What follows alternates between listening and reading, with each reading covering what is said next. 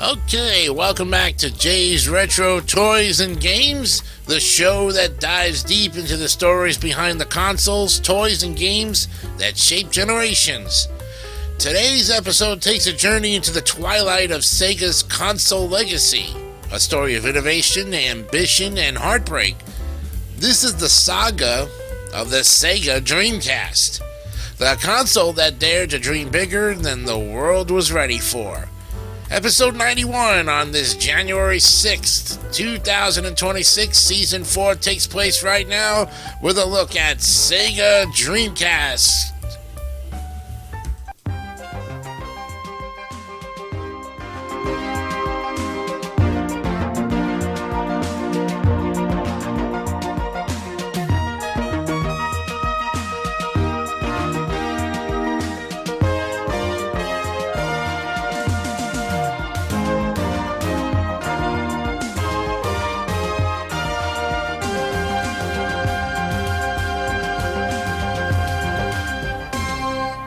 Good evening and welcome to this edition of Jay's Retro Toys and Games. I'm your host, Jason Icanio, for episode 91 on this January 6, 2026, Tuesday of the first full week of January, and we hope that you're having a safe one in this first month of the new year. This is our second show, by the way, of the 2026 year, and we're hoping that you're having a fun time with us as we looked at the PlayStation on New Year's Day. We're going to be looking at the Sega Dreamcast. In the early 1990s, Sega was a powerhouse. The Sega Genesis, known as the Mega Drive outside North America, had transformed the gaming landscape. With its edgy marketing, lightning-fast gameplay, and the blue blur known as Sonic the Hedgehog, Sega positioned itself as the cool alternative to Nintendo's family-friendly image. The company's slogan, Genesis does what Nintendo don't, wasn't just a catchphrase, it was a declaration of war. Sega's boldness paid off, capturing a massive share of the market and cementing its place in gaming history. But success can be fleeting. As the decade progressed, Sega's momentum began to falter. The Sega Saturn, though technologically advanced, was notoriously difficult to develop for.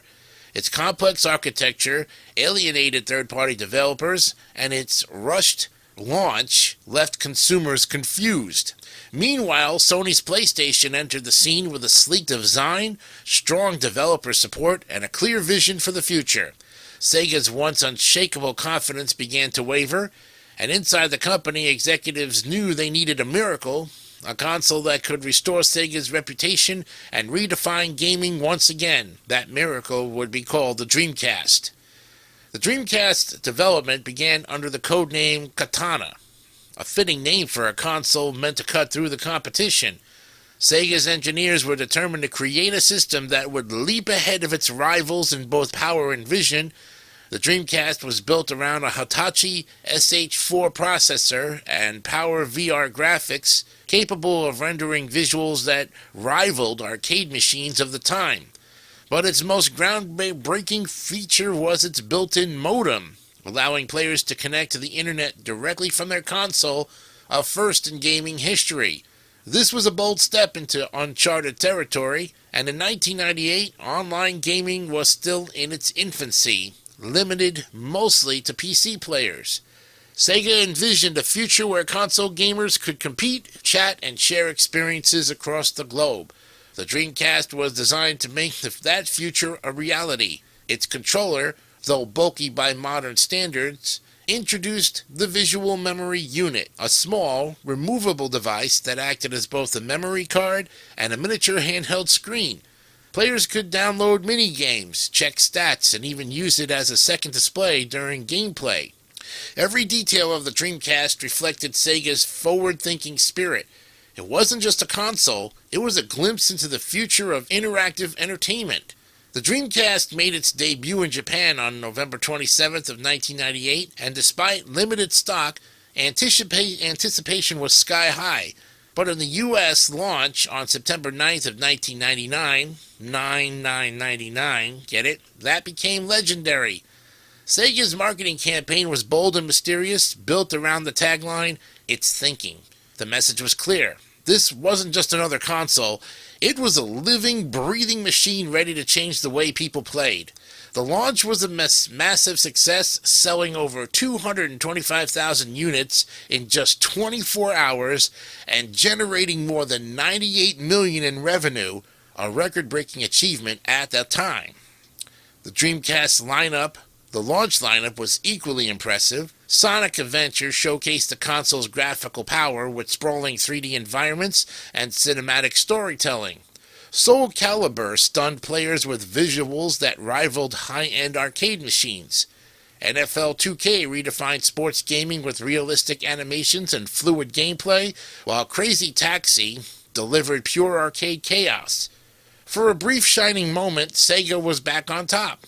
The Dreamcast represented everything fans loved about the company: creativity, risk-taking, and a willingness to push boundaries. It was a new beginning, and for many it felt like Sega had finally found its way again. The Dreamcast wasn't just a console, it was a vision of what gaming could become. SegaNet, the company's online service, allowed players to compete and communicate across the world.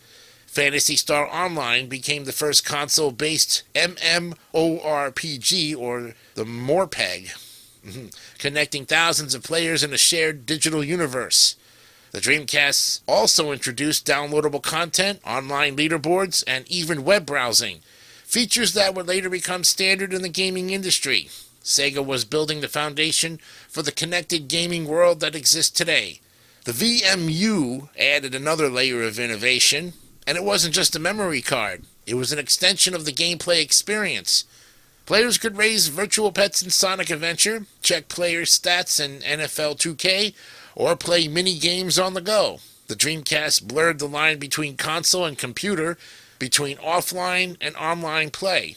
And yet, despite its brilliance, the Dreamcast faced challenges. Sega's finances were strained, and the company was still recovering from the Saturn's commercial failure. Meanwhile, rumors of Sony's next console, the PlayStation 2, began to dominate headlines. The Dreamcast was ahead of its time, but the world wasn't quite ready for what Sega was offering. In 2000, Sony launched the PlayStation 2, and the gaming landscape changed overnight. The PS2 wasn't just a gaming console, it was a multimedia powerhouse. With its ability to play DVDs, a massive library of third-party titles, and the strength of the PlayStation brand, it quickly became a cultural phenomenon. Consumers flocked to Sony's system, and developers followed. Sega, despite its innovation, couldn't compete with Sony's marketing muscle and financial resources. And by early 2001, Sega made the heartbreaking decision to discontinue the Dreamcast and withdraw from the console market entirely.